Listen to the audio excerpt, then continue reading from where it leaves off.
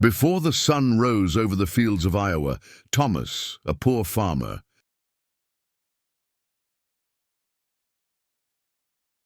was already in his small barn tending to his cows.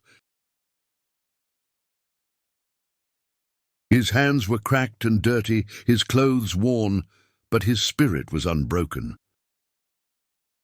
He worked from dawn to dusk, trying to make enough to feed his 2 children and keep his little farm alive. Across the county, Richard, a wealthy landowner, drove past in his shiny truck, his eyes on Thomas's fields. Richard claimed that part of Thomas's land was his property, and he wanted Thomas to vacate immediately.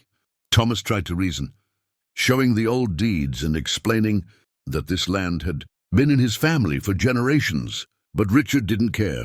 He called the authorities, accusing Thomas of trespassing and damaging property. By the time the sheriff arrived, Thomas was exhausted, scared, but he insisting the land was his and his children's. Witnesses were questioned, and finally the truth came out. Thomas's land was legally his. Richard had acted out of greed.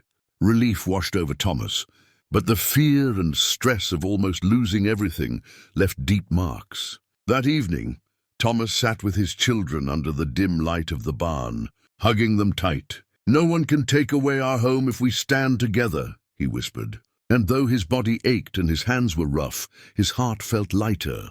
He had protected what truly mattered, his family and their future.